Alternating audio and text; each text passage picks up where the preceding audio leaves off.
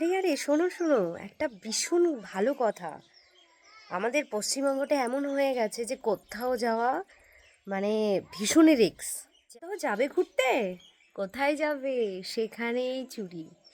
তুমি কোথাও মিটিংয়ে যাবে, সোনার হার কিন্তু পড়ে যেও না, সেটাও চুরি হয়ে যাবে।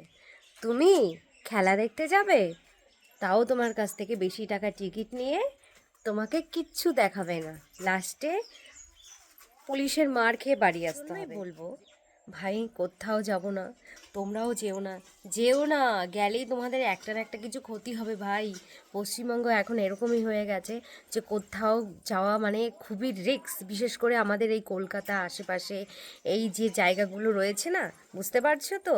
তাই নিজেকে সেভ রাখো, বুঝলে? বাড়িতেই থাকো, বেশি কোথাও যাওয়ার দরকার হবে না। একেতেই যা পরিস্থিতি। একমত কিনা বলো? সত্যি কিনা? চুরি হচ্ছে কিনা বলো? চুরি হচ্ছে কিনা? হচ্ছে তো? তাড়াতাড়ি কমেন্ট করো, সাবস্ক্রাইব করো।